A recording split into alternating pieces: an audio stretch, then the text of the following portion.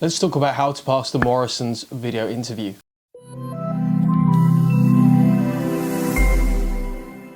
What's up guys, it's Mike from Job Ready English here with another video to help you get hired. Today we're going to be talking about the retail giant Morrisons and how to pass their video interview. As ever, if you like videos like this, make sure you subscribe to the channel. We release pass the interview videos for new companies every week, as well as useful content to help you get hired. Make sure you click that subscribe button, and thank you to our many loyal viewers who are subscribers and who watch our videos every time they come out. If you've never watched the Pass the Interview video before, it's split up into 3 parts. First of all, we talk about the recruitment process. Secondly, we talk about their most common questions. And third, we talk about other questions that have come up. I'm also going to give you a little bit of insight into Morrisons today, talk about business models, how this FMCG provider works, because it's actually relevant for some of the questions that are being asked. And we find everything by researching publicly available sources. That's all compiled in a research note, which I'm going to be reading from. And if you want the most help to pass your Morrisons video interview, make sure you check out the Morrisons Pass the Interview pack down in the description below, which is absolutely jam-packed full of resources, videos, templates, worksheets, sample answers to help you get the very best of this opportunity.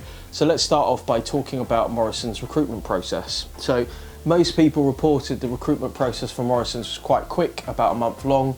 A lot of people might be watching this as they're most interested in their graduate program or their area manager program. A lot of people basically reported a fairly informal setting with one of the managers, a 20-minute interview.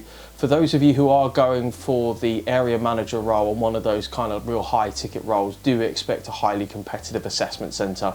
You should have a group exercise, a written exercise, and some kind of retesting on the day, probably another interview as well. If it's for a general graduate role, then it might just be as simple as 1 or 2 rounds of interviews. So talking about the most common questions, we picked out 6 of them. Question number 1, why do you want to work for Morrisons? If you want an in-depth explanation of how to answer this question, make sure you click the card up in the top right hand corner where I explain this in full detail and also give you access to a free worksheet. When you're talking about why you want to work for a company, it's really important that you give some unique and specific facts about the company. We actually give you a head start in a research note and give you lots of facts that you can use and sources where you can find those facts. But to be frankly honest with you, it only takes about 15 minutes of just using Google, going to have a look at Morrisons' website, learning about them, learning about the fact that it's a family-run business, their takeover of Safeways, their unique business model, those types of things about Morrisons.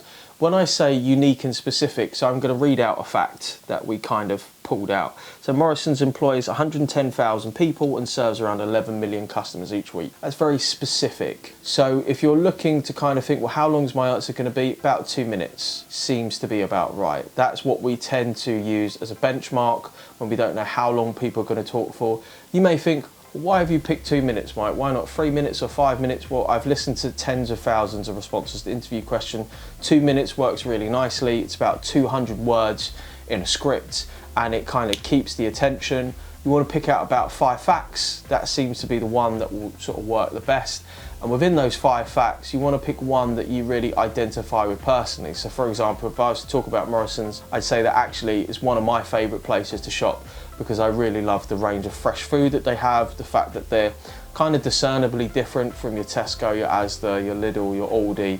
They just have a bit of their own sort of unique flavour, and that's something that I personally quite like, particularly if I'm going to shop for a lot of meat or fresh goods. Question number 2, what previous experience do you have that you can bring to this role? So I'm really directing my response to graduates. A really important thing that you must get your head around is that make sure you really understand the job description. What is the job that you're going to be doing? What are the key responsibilities and tasks that you're going to have? And what are the skills that you're going to need? Now, very often people just gloss over this and it's stupid. I'm going to explain why. A company has already told you what type of person that they're looking for, and they will do that through their job description. If you understand the job description and you basically recycle that information, tell them that you have those skills, that you have those experiences if they're true, you're going to be a much more attractive proposition. If you're doing a video interview using video interview software like HireView, Modern Hire, Sonru, they're going to be programmed to transcribe your words and look out for particular keywords. So when you're talking about what previous experience do you have, are they looking for somebody who can generate reports, who has good client-facing skills, who understands about procurement and logistics. What are the specific skills that they're looking for? If this is a job that you're super keen on, then one thing that you can do, which I find really helpful, is just write out a list of skills and words that they have emphasized are really important to them. A cool way that you can do this is just copy and paste a job description and just put it into a word cloud generator. That's a really good way of understanding what are the particular words that are important to a company. This is such a simple trick, but it's something that people miss. And if you're sitting there and you think, well, I don't really have any work experience, I've not worked as a manager before, I've not worked in procurement and logistics. The truth is, if you've got any work experience, volunteering, extracurricular activities, anything where you have just engaged with other people, you have transferable skills, you have teamwork, you have leadership, you have writing and reporting skills, you have researching skills, you have all of these things at your disposal which you can use and you can demonstrate in your answer. Question number 3, describe a time you had to work as part of a team. So teamwork is kind of one of those 6 core skills that most companies are looking for when they're looking to identify the skills that they need in a workforce. When you're talking about teamwork, you're going to want to use a STAR-based answer: situation, task, action, result. Remember, all the emphasis really is on the action that you took. That's 70% of your answer. Situation, what were you doing? Where were you? Task, describe what you were doing in a little bit more detail. Action, what specifically have you done which makes you good at working in a team? Talking to others, listening to what people have to say, doing your part of the job, helping people out, resolving differences, and so on and so forth. Now, if you struggle with this, or if you in general struggle with competency questions, just break it down like this. Describe a time you had to work as part of a team. The first thing you want to think to yourself is, well, what is the competency they're looking for? What is the skill that they want me to identify? Teamwork. So you just go to Google and write, what are good teamwork skills? And you'll give yourself 5 or 6 different things that you can mention in your action to really demonstrate that you're good at teamwork. Doesn't have to be any more difficult than that. Question number 4, describe a time you have experienced or used good customer service. Now, this is a good opportunity to really define what is good customer service. Well, I don't know about you, but for me personally, good customer service is somebody going above and beyond my expectations of what they're going to do. So it might be me phoning a telephone company because I have a problem with my bill, and instead of them just saying, oh, that's fine, I'll look into that and get back to you, they say, I'm really sorry about that, I'm going to put you on hold, I'm going to tell you how long it's going to take to resolve this issue. There would normally be a fee attached to this. I'm going to waive that fee because you're a loyal customer. I come away from that experience thinking, wow, that was really great at customer service. It really exceeded my expectations.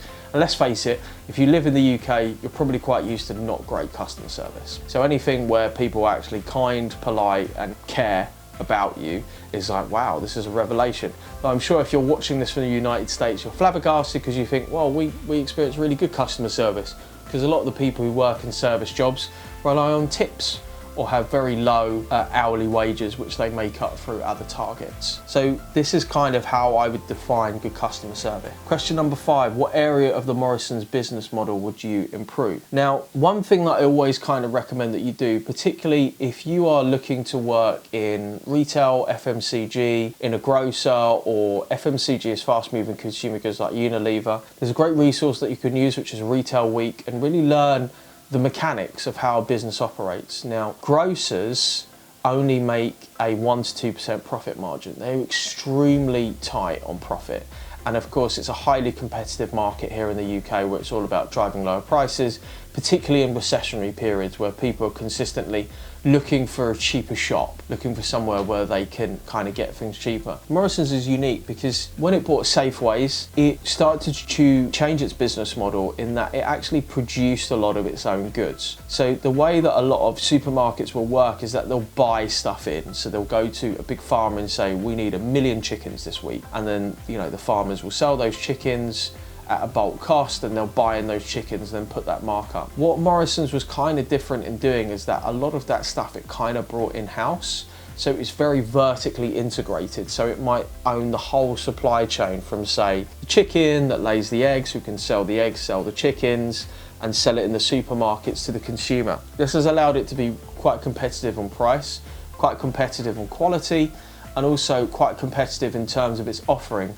If you ever go into Morrisons, you'll notice that it places a heavy emphasis on kind of being your friendly greengrocer, butcher, fishmonger, that kind of extended service which goes beyond, say, a high street retailer. And this is something that's quite noteworthy in terms of the way that it does business. I mean, how would you change that business model? Well, it's worth thinking, could we expand on that? Could we bring more stuff in-house? Should we do less of that? Should we really be looking at buying in more stuff instead of producing it ourselves? Because of course, the problem with that is that if you're overproducing and then it doesn't sell, then that leaves a lot of waste. And also that's a bigger sunk cost that's happening on a weekly, monthly and annual basis if you're running that whole supply chain rather than just buying as and when you need things. Lots of interesting things to think about, particularly if you're not a business student and you don't really come from that background. It's well worth doing some research. I would say that for any company that you're looking at interviewing for, it's always well worth doing some research into general industrial news. It's a very common mistake that I see with people where they don't really know anything about the industry. You may not have to up until this point, but if you've been asked for an interview, it's good to be armed with the facts a little bit around commercial awareness. And it can be something as simple as subscribing to a weekly or a monthly newsletter. Question number 6, how do you react under pressure? Now, depending on the role that you're going to, reacting under pressure for me is really just, a lot of people who are looking for you to make decisions, or you have a short timeline, or you have an unexpected incident which occurs which requires you to make a decision. Definitely as a graduate or a manager or as a professional, you're going to be expected to take on roles which involve a certain level of responsibility. Responsibility in and of itself entails a greater ability to make decisions. I.e., we have a problem, we need to fix it, or we need to figure out what the staff have to do this week, whether that be a rota or deliveries coming in. So working under pressure for me, again, this is a competency question. You can use STAR. What's really important about working under pressure? Well, making sure that you have all the information, seeking out help or additional resources, making decisions which limit downside. So if you have a limited understanding of the map or the territory in which you're operating in, you'd ask for help. If you have a good understanding, then you're going to make decisions where you think, well, what exactly do I need to do next? And you're going to want to be as prepared as possible. With competency questions, just think, what are good decision-making skills? What are good skills under pressure? And have a look into that and add a few of those words, phrases, sentences into your answer. So here are a couple of other questions that we found in our research. Question number 1, tell me about a time when something hasn't gone to plan. So what was the plan? What changed? How did you adapt? What did you drop? What did you include? How did you make sure that you still made your deadline or the objective that you were looking to reach? Question number 2, how would you describe your leadership skills? Sync this up with the job description, think what are they looking for a leader, a manager to do, and then give an example where you've led a team, even if that's going to be in your academics, if that hasn't been professionally. Question number 4, tell me about a time when you had a disagreement and what was the outcome? So having a disagreement can be just as simple as I wanted to do a presentation on A and he wanted to do a presentation on B. But resolving a disagreement really, first of all, is about listening to the other person. The second thing is explaining your point and making sure that you're understood, and explaining that in a way that removes blame. Very often, I would say, people have an adverse reaction when they feel like you're saying that they're wrong, you're blaming them, or they feel shame from what you're laying out. You say, look, I feel that your idea is great. Can I just explain where I'm coming from? And maybe you can see if that resonates with you. That way I'm just removing all blame from the other party, and then seeking for a compromise so that we can get an effective result that we both want, because we're working on a project together, or on a team, or we're doing a particular job together and we need to work together. Question number 4, what do you know about Morrisons? Exactly the same as why do you want to work at Morrisons? Remember those 5-6 facts, make sure that they're unique and specific. Guys, I hope that this video has been useful for you. If it has, drop us a comment down below. Let us know how you're getting on with your prep for Morrisons interview. Have you just had it? Was this video helpful? What other videos we could do? How else could we help you get hired? Wherever you are, whatever you're doing, I wish you the best of luck. See you later.